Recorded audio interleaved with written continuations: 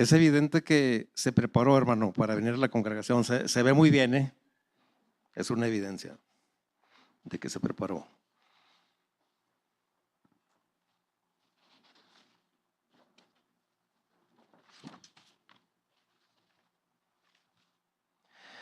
Hay muchas cosas que nos evidencian en nuestra vida, ¿verdad? A veces acontecimientos que suceden, a veces buenos, a veces no son buenos, pero hay evidencias buenas también. Por ejemplo, si yo le preguntara ahorita en este momento que pensara usted en dos evidencias que le puedan certificar que usted ha nacido de nuevo, no me las diga, pero solamente usted en su interior piense nada más en dos. Yo sé que de volada antes de que yo terminara ya las tenía, ¿verdad?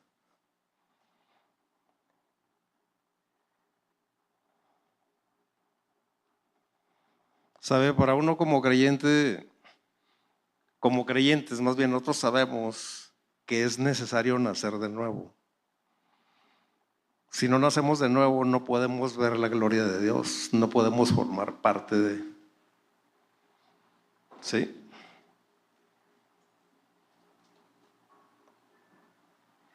Me gustaría que oráramos primero por la palabra.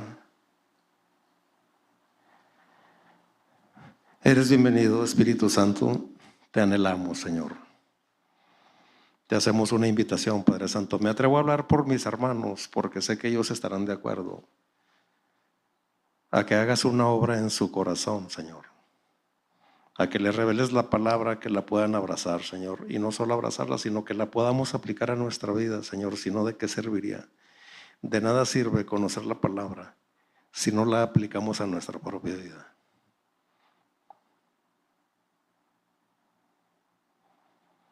Mire, quisiera contarle una reflexión que me encontré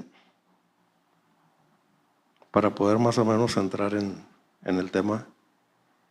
Todos sabemos que el mayor milagro que ha existido es la muerte y la resurrección de Jesús. Sin la resurrección de Jesús, ¿qué sería la palabra y qué sería nuestra fe? Dijo Pablo, vana es nuestra fe sin la resurrección, o sea, no serviría de nada. Pero de tantos milagros que ha habido hace miles y miles de años, por ejemplo, la creación del mundo es un milagro muy grande. La creación del universo es otro milagro muy grande, pero aún mayor que esos milagros es la resurrección. Pero un milagro muy grande en la vida de un ser humano, en su vida, en mi vida, en la vida de todos nosotros, es cuando Dios se fijó en usted, se fijó en mí. En esta reflexión que yo me encontré, aquí habla de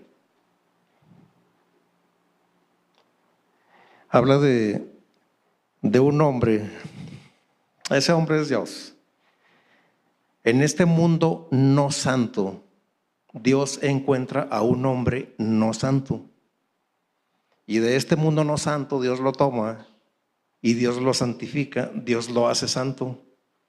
Luego lo vuelve a poner en este mundo no santo y lo mantiene santo. ¿Quién puede hacer eso? Solamente lo puede hacer Dios. Nadie podría. En nuestras propias fuerzas lo podríamos intentar muchísimas veces y nunca llegaríamos a nada. Más tardaríamos en intentarlo que en volver a caer. Me sorprende. Ahora, Dios tiene una herramienta para poder hacer esto. Esa herramienta es su palabra. Es muy importante, hermanos, tomar la Biblia, leerla, estudiarla y aplicarla a nuestra vida. Si no, no serviría de nada. ¿De qué serviría?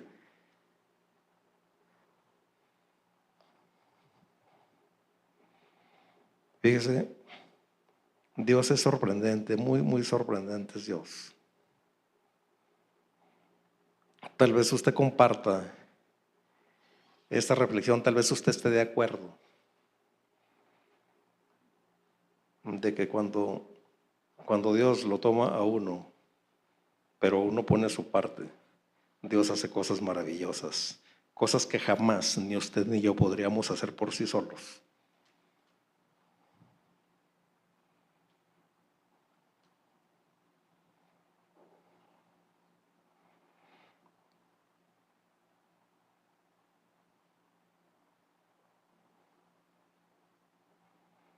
Yo personalmente creo que después de la resurrección de Cristo, el mayor milagro que puede ocurrir en la vida de un ser humano es ese, cuando Dios nos ha tomado. Fíjese lo que decía el rey David: ¿qué es el hombre para que tengas memoria de él? En este vasto universo infinito,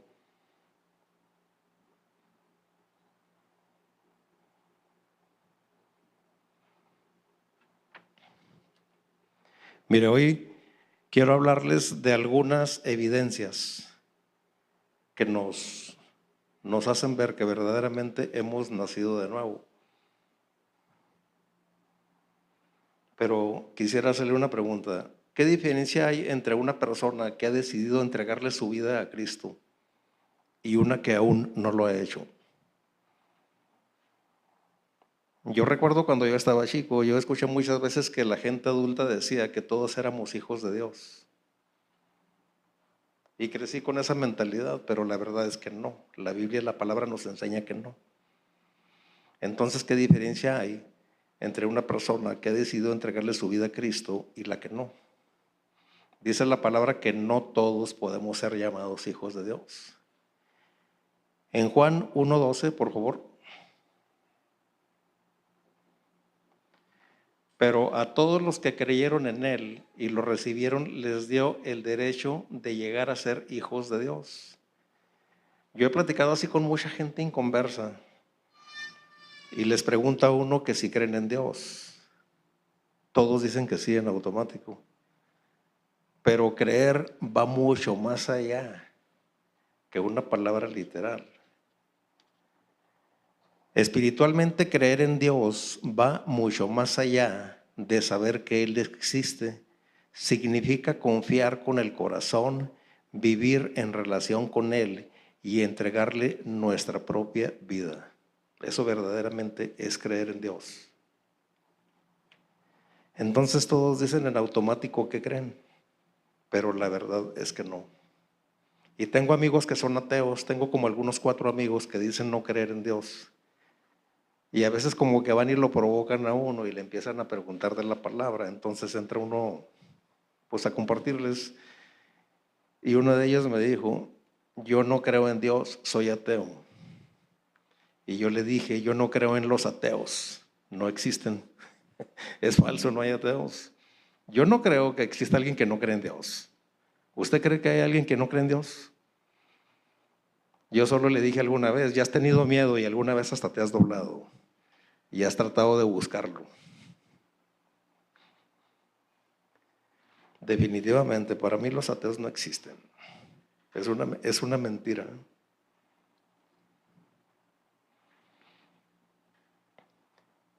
¿Cómo podemos evidenciar este cambio?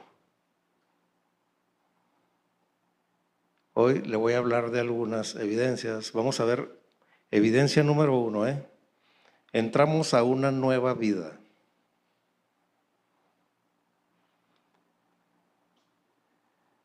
Recibimos la palabra como una semilla en nuestro interior.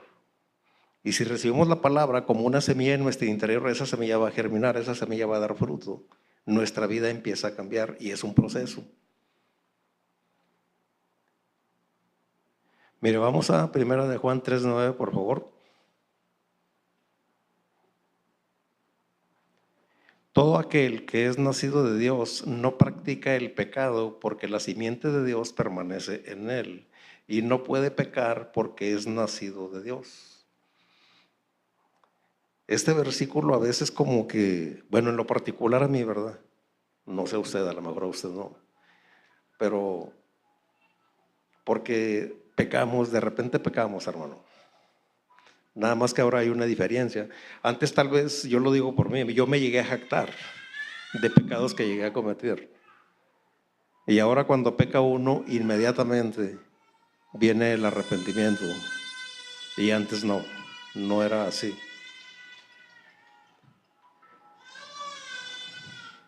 La persona que conoce a Dios debe de conocer que la palabra de Dios es el agua que necesitamos para vivir. Fíjese, Dios nos habla mucho en la naturaleza, no sé, pero yo me he fijado mucho en esto. Si la Biblia, la palabra es agua para nosotros, es vida. Hay un árbol que se llama el árbol del pastor y no es el árbol que tiene el pastor en su casa, así se llama el árbol. Ese sale por allá en África, en terrenos áridos donde el agua es muy escasa. Y crece tanto verticalmente hacia abajo que está documentado, especialmente en un árbol donde hicieron un estudio, y creció 68 metros hacia abajo. ¿Qué va a hacer el árbol? 68 metros hacia abajo. Va en busca de vida, va en busca de agua. Yo siento que Dios nos está hablando ahí por medio de ese árbol. O sea, así debemos de ser nosotros. Aquí en la palabra, a la profundidad de la palabra, en busca de vida, en busca del agua que es la palabra. Es sorprendente.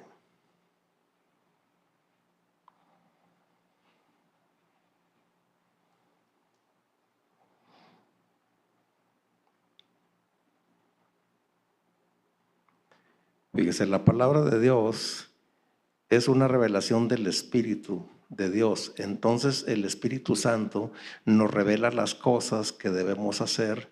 Entonces nos convertimos en una nueva criatura. Nos revela las cosas que no debemos hacer, pero nos revela también las cosas que debemos hacer en esta vida nueva. Vamos a 2 de Corintios 5:17, por favor. De modo que si alguno está en Cristo, nueva criatura es. Las cosas viejas pasaron, he aquí todas son hechas nuevas. El significado de una nueva criatura es una transformación profunda en nuestro interior que indica un cambio de identidad al unirse a Cristo, dejando atrás el pasado y recibiendo un nuevo propósito de vida. Es un cambio radical.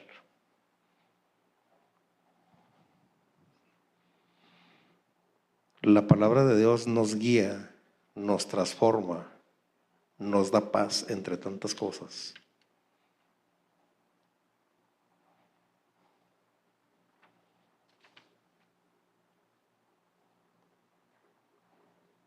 Fíjese, hablando de Nicodemo, hermanos, porque no podemos dejar hablar de ese hombre.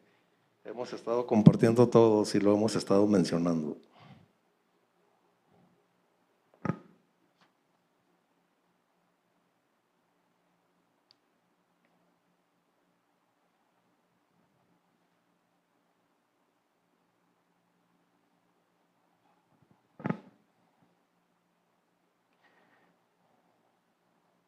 Fíjese, ¿quién era Nicodemo? Nicodemo era un líder religioso, judío, un fariseo, miembro del Sanedrín. El Sanedrín era el Consejo Supremo y Tribunal de los judíos en la antigüedad. Era una persona muy importante, Nicodemo. Cuando Nicodemo tiene el encuentro con Jesús, aquí vemos en las Escrituras que él lo visitaba de noche y lo hacía de noche tal vez para que no lo vieran, pues era un fariseo. Imagínense ahora el puesto que él tenía un puesto muy importante, no era cualquier persona. Era una persona acaudalada, era de alta sociedad.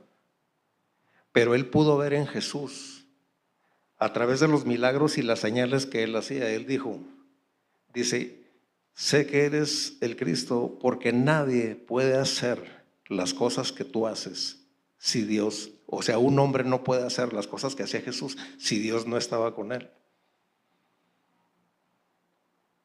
Y me sorprende porque las evidencias de Nicodemo son grandes.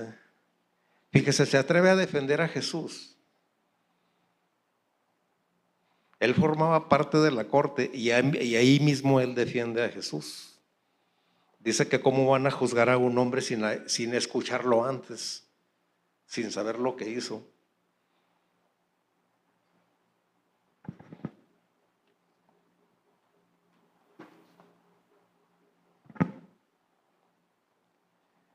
Era un hombre rico, muy respetado en Jerusalén, un fariseo que fue a visitar a Jesús de noche para no ser visto por otros líderes.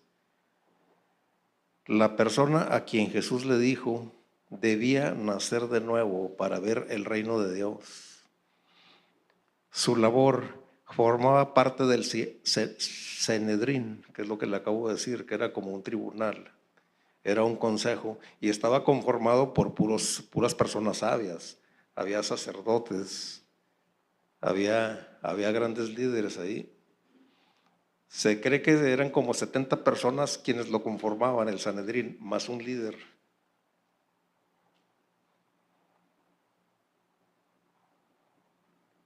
Defendió a Jesús en una reunión del consejo cuando otros líderes querían juzgarlo sin dejarlo hablar. No le dieron la oportunidad de hablar. Ayudó a José de Arimatea en el cuerpo de Jesús. Lo ayudó a sepultarlo.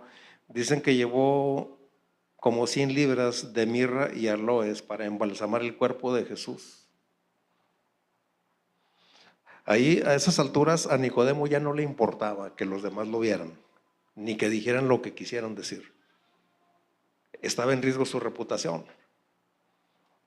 Imagínense cómo hablarían los demás fariseos de Nicodemo cuando lo vieron que se convirtió en un seguidor de Jesús, pero a él ya no le importó.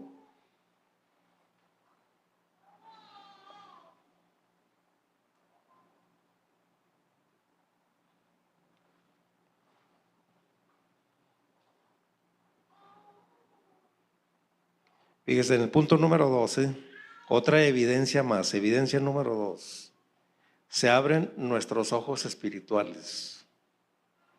Hoy podemos ver cosas que antes no podíamos ver. Y para esto tenemos un ejemplo aquí. Comenzamos a ver cosas que antes no veíamos. La luz verdadera de Jesús nos abre los ojos espirituales.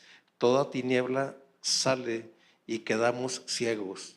No se asuste, hermano. Ciegos, pero al pecado.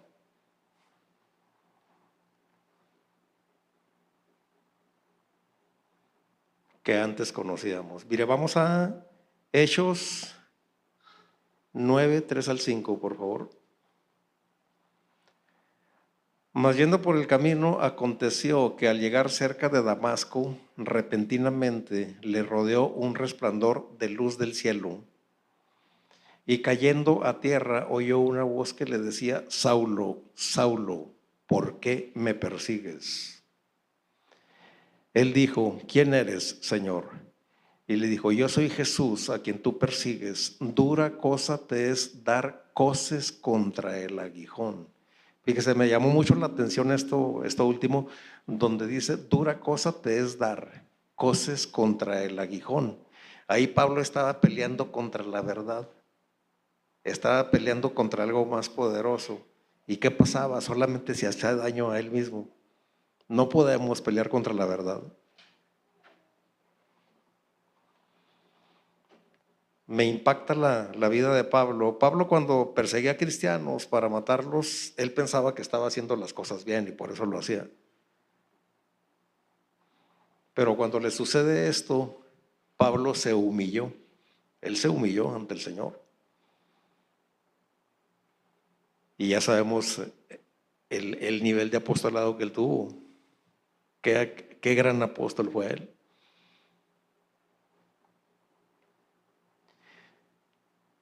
Lo tremendo, lo poderoso que es cuando nos entregamos al Señor, cuando le entregamos nuestra vida, que es lo que hizo Pablo.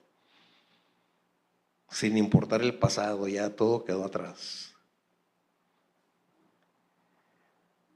Sí, Pablo era un perseguidor de la iglesia,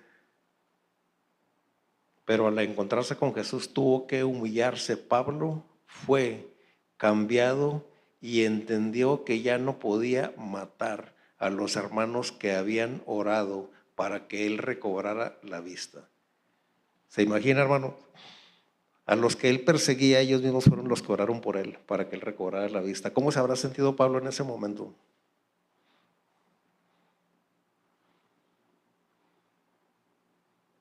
Pablo había nacido de nuevo.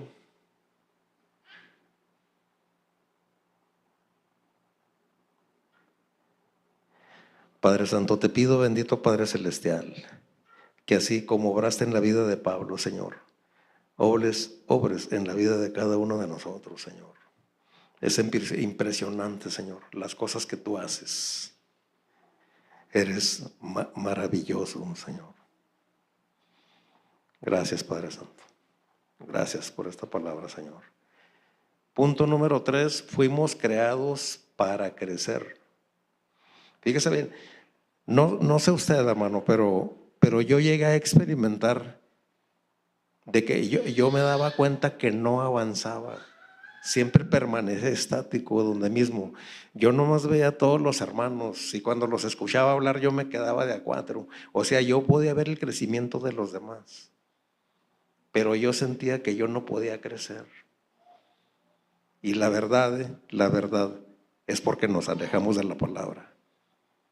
Si quedamos estancados, si no crecemos, no hay otra cosa, sino que nos estamos alejando de la palabra. Fíjese, se me viene una reflexión. En la parábola del hijo pródigo, cuando el hijo bien portado le dice al padre, a su papá, le dice: a mí nunca me has hecho una fiesta como se la estás haciendo a este. Dice, se ha portado mal. Y mira, mandas matar el toro más gordo y destapas la botella del mejor vino. Mira qué banquete le haces a este que se ha portado mal. Pero cuando el padre le dice, como nos dice a nosotros, todo lo que tengo es tuyo, ¿por qué no lo tomas? Aquí está, es tuyo.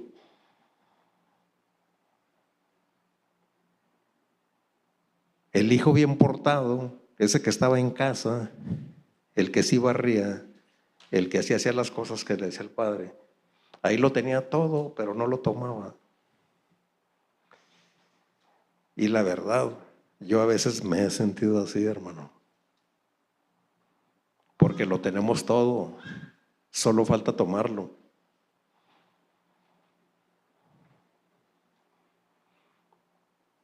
Fíjese, fuimos hechos para crecer, o sea, no debemos estar estáticos.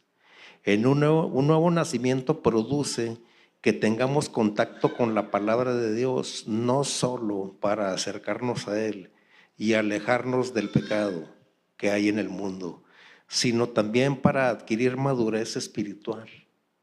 Dios quiere que crezcamos tanto individualmente como iglesia también. Una iglesia estática, una iglesia que no crece, no creo que agrade mucho al Señor. Estamos hechos para agradarlo, para honrarlo. Y Él nos pone todo ahí está todo, solo falta tomarlo. Dios quiere que entremos a una nueva vida donde nuestros ojos espirituales puedan ser abiertos, una nueva vida donde podamos madurar y crecer. Hay creyentes que tienen muchos años dentro de la iglesia, pero continúan haciendo lo indebido. Necesitamos madurez espiritual. Yo me llegué a sentir en ese punto, hermanos. No le quiero decir que hoy, pero gloria a Dios. Pero sí le exhorto, hermano, si se ha alejado de la palabra, retómela. Tenemos la grandísima oportunidad, como no la hay en muchos países. Aquí en México la tenemos. Nadie nos prohíbe nada aquí en México. Mire, vamos a 2 de Pedro 3:18, por favor. Antes bien, creced en la gracia y en el conocimiento de nuestro Señor y Salvador Jesucristo. A Él sea la gloria, ahora y hasta el día de la eternidad. Amén. Estamos hechos para crecer, hermanos. Imagínense, se convierte uno, recibe a Cristo en su corazón, empieza uno a asistir a la congregación, a la iglesia, y ahí se está. Mucho tiempo así me pasó.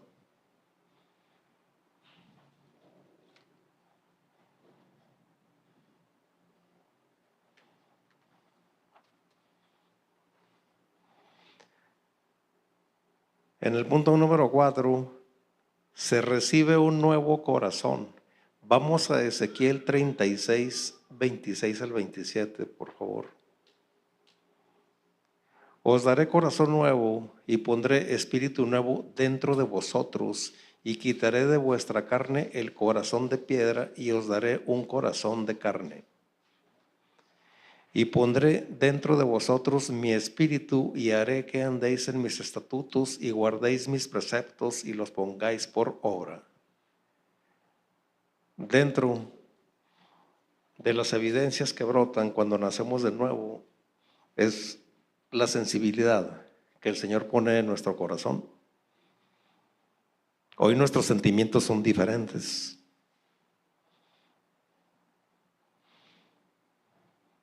Ya no practicamos el bullying, por ejemplo. Dios nos da amor genuino por su palabra y no solo debemos de tener contacto con ella, sino también ponerla en práctica. Sabemos que la fe sin obras es muerta. Mira, vamos a Santiago 2, 17 al 18, por favor. Así también la fe, si no tiene obras, es muerta en sí misma. Pero alguno dirá, tú tienes fe y yo tengo obras, muéstrame tu fe sin tus obras y yo te mostraré mi fe por mis obras. Las obras son el resultado de la fe. Si tenemos fe verdaderamente, vamos a hacer buenas obras. Pero puede haber una persona que haga buenas obras y no tenga fe. Y si tiene fe sin obras, es como no tener fe.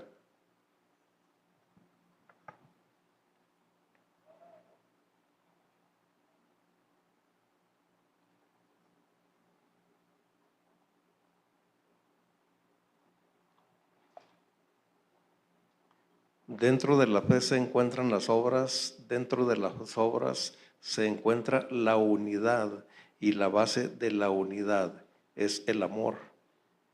Esta en soportarnos los unos a los otros. Solo cuando hay amor podemos soportarnos los unos a los otros. ¿Le cuesta soportar personas, hermano? No dice a veces, ay, ahí viene este.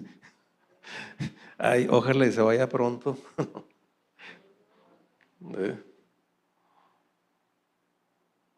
Y punto número 5, nacemos para una vida santa. La santidad es ser apartado para Dios.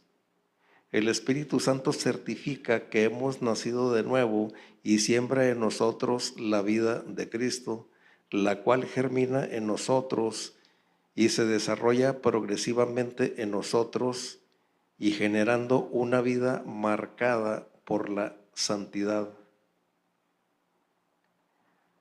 Se va haciendo evidente cada vez más, hermanos, es un proceso. Dios empieza a obrar en nuestro interior y empieza a brotar, se empieza a hacer evidente.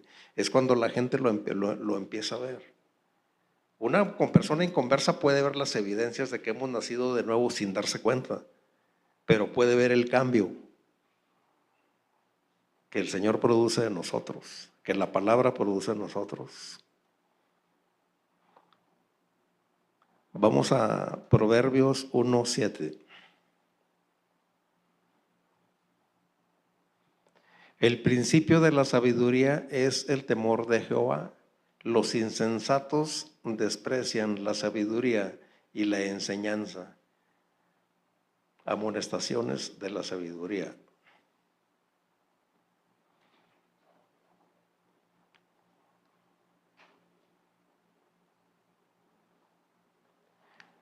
Debemos de ser, hermanos, hombres y mujeres temerosos de Dios, de su palabra. Dice la palabra, y viviremos una vida santa para Dios. Yo antes pensaba que ser temeroso de Dios era así como tenerle miedo. Temor. Hay temor santo y hay temor malo. Aquí nos está hablando la palabra de un temor santo. ¿Cómo identifica usted una persona o cómo cree que es una persona o un creyente que es temeroso de Dios? ¿El que lo alaba? ¿El que lo adora? ¿El que teme perder su favor?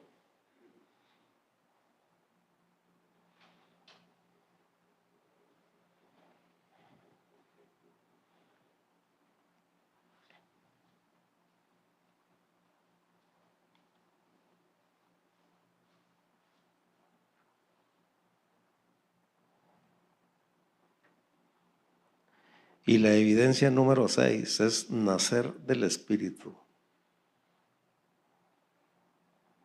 Fíjese, tenemos muchos ejemplos en la Biblia. Me gustaría hablarle de algunos ejemplos.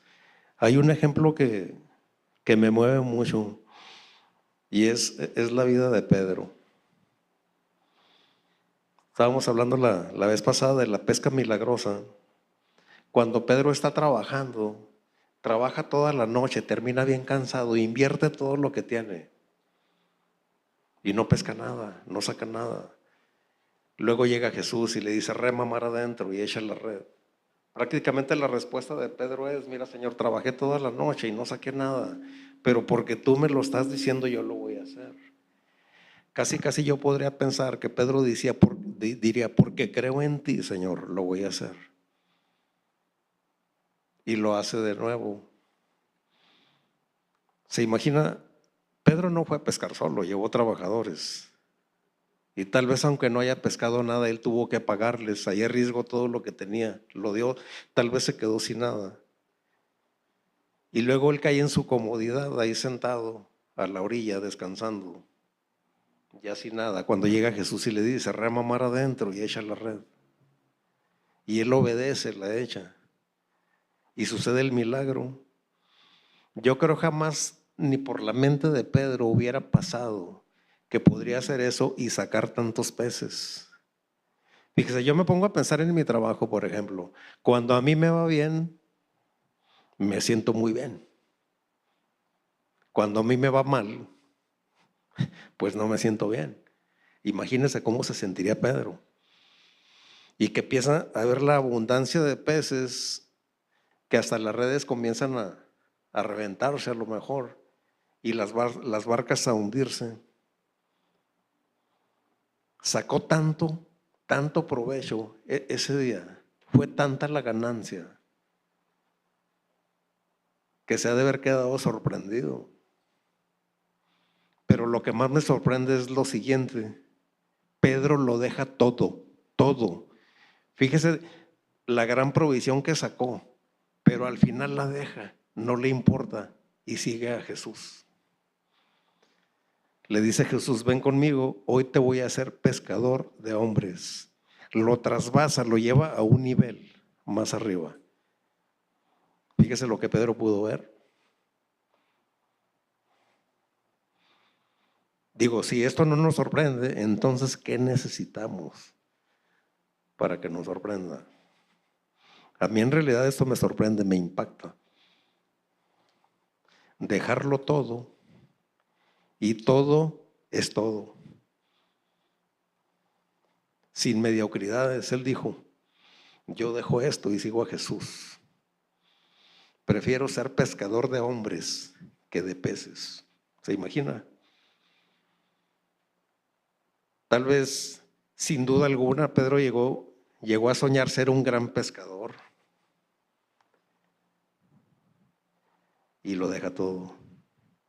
Y tenemos más ejemplos, hermanos. Les voy a poner el ejemplo, este es uno. Ya hablamos de Pablo, ahora de Pedro. Ahora les voy a poner de dos mujeres también, también hay mujeres.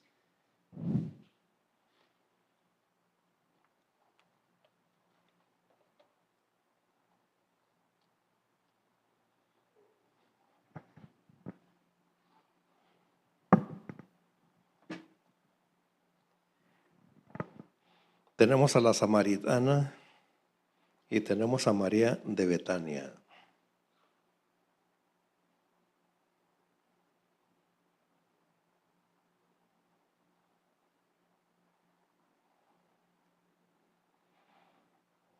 Fíjese, la mujer samaritana, hermanos, experimentó una transformación espiritual profunda, descrita como el nuevo nacimiento.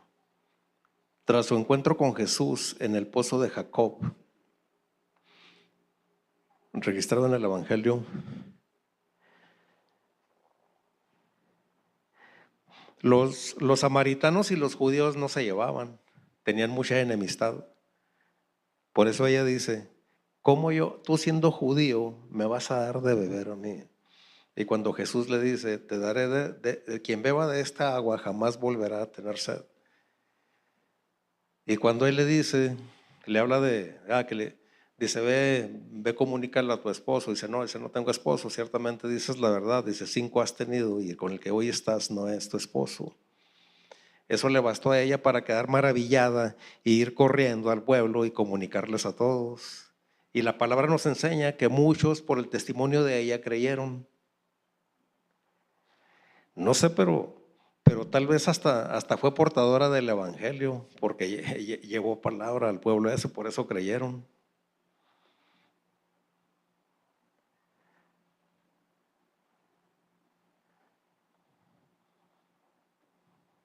Fíjese, creer.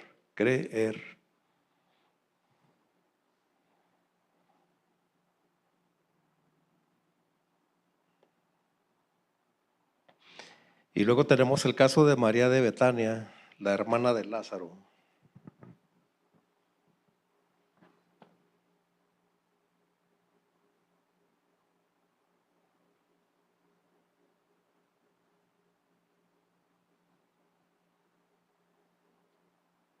Bueno, María de Betania sabemos que en una ocasión que fue Jesús, ¿verdad?, a su casa, estaban ella y su hermana Marta, y empezó a platicar Jesús con ellas, y María puso mucha atención en lo que Jesús decía. Y luego también cuando se la pasa ella invirtiendo un perfume muy costoso, no sé cuántos salarios mínimos eran, pero era muy costoso ese perfume, que le lava los pies a Jesús y con sus cabellos los empieza a secar.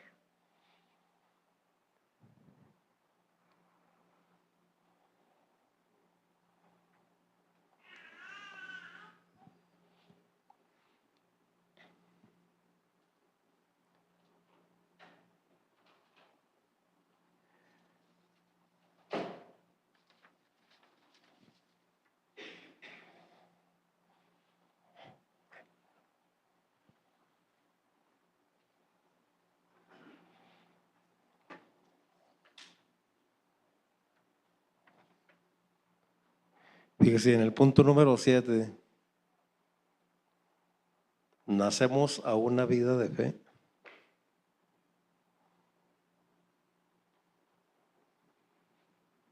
El Señor empieza a trabajar en lo más profundo de nuestro corazón hasta llegar a experimentar el total desprendimiento de la naturaleza pecaminosa a fin de discernir las cosas desde la perspectiva de Dios, y produce una nueva naturaleza, produce fe.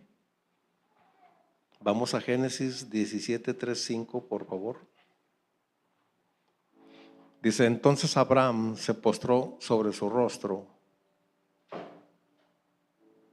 y Dios habló con él diciendo: he aquí, mi pacto es contigo y serás padre de muchedumbre de gentes, y no se llamará más tu nombre Abraham, sino que será tu nombre Abraham, porque te he puesto por padre de muchedumbre de gentes. De hecho, Abraham, en la palabra sabemos que se le conoce como el padre de la fe.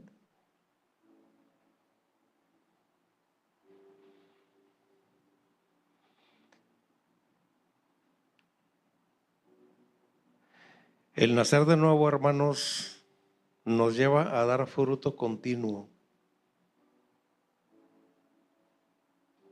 Abraham fue llamado padre de la fe por el fruto, porque le creyó a Dios. Era una persona acaudalada también, él vivía en la comodidad, él lo tenía todo y lo dejó todo por seguir a Jesús, por obedecer a Dios. La evidencia de que en nuestra vida de fe vamos de gloria en gloria y de victoria en victoria, hermanos, es el fruto. ¿Nos hemos preguntado alguna vez qué fruto hemos dado?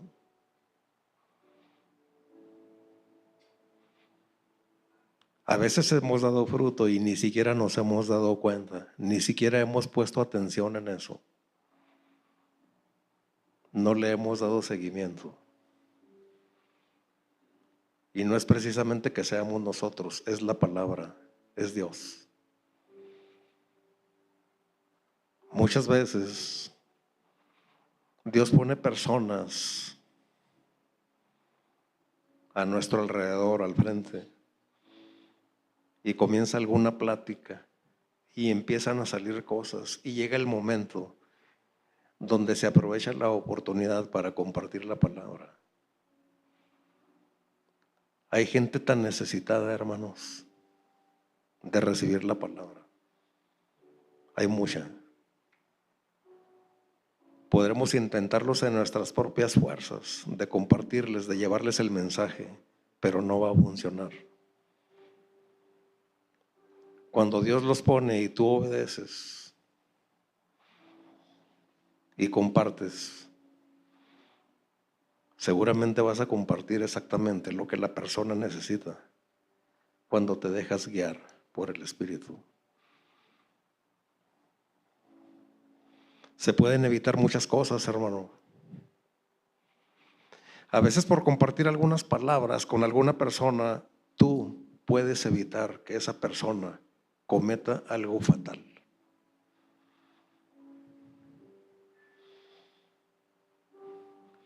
Le cambia la vida en ese momento. Yo he sabido de algunos casos.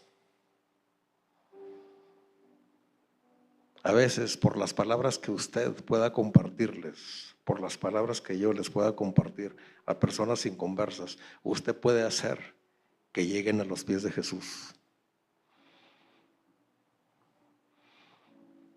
Y es la palabra que lo hace. Puede hacer que esa vida sea cambiada. Necesitamos crecer. Necesitamos una vida de fe.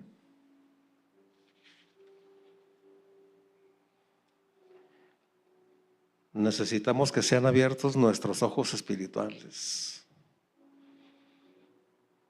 Necesitamos más sensibilidad de nuestro corazón, hermanos. Y yo no le quiero decir que usted no haya nacido de nuevo, sí. Todos hemos nacido de nuevos, hermanos. Vamos a suponer que todos estamos en el barco, donde hay puros que nacieron de nuevo. Pero no nos debemos de conformar, debemos ir más allá. No debemos quedar estáticos. Le repito, hay mucha gente necesitada, hermanos, de la palabra. Así como un día la palabra llegó a nosotros, hay otros que están ahí necesitando que la palabra llegue.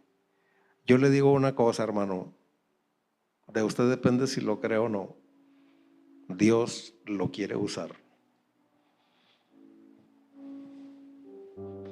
De nosotros depende si queremos acudir a ese llamado. Las evidencias deben de ser visibles, deben de brotar, deben de salir de nosotros. El mundo las debe de ver. Todos tenemos familia inconversa.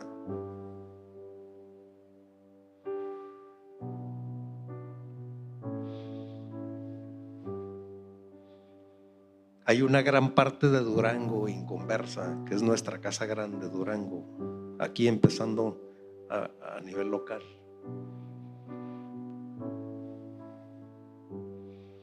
Despréndase de la palabra, hermanos, de la que ya tiene guardado usted, compártala. Como un gran banquete, como un tesoro que usted ya tiene en su corazón. Dice la palabra que de la abundancia del corazón habla la boca.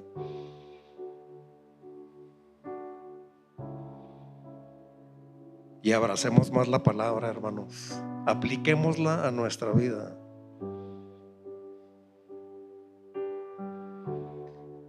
Padre Santo, te pido perdón, Señor, por cuántas veces te hemos fallado, por cuántas veces nos has hablado, Señor, y no hemos acudido a ese llamado, Señor. Perdónanos. Pero aquí estamos, Señor, con la oportunidad vigente que tú nos sigues dando, Señor. Te pido, Padre Santísimo, que abras nuestros ojos espirituales, Señor. Que nos des gracia, poder, sabiduría para seguir creciendo, Señor. Que nuestro corazón sea más sensible cada vez, Señor, que se alinee más al tuyo, Padre Santo. Te pido, Padre Santo, que crezcamos en amor, Señor, hacia los demás, hacia nuestro prójimo, Padre Santo.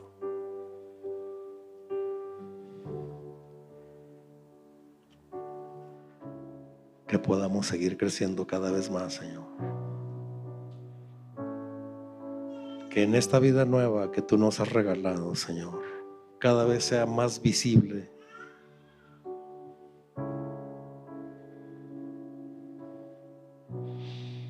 que crezcamos más en santidad, Señor, cada vez más semejantes a ti, Señor, que no quedemos estáticos, Padre. Sabemos que la obra del Espíritu Santo es llevarnos a la plenitud del varón perfecto que eres tú, Señor.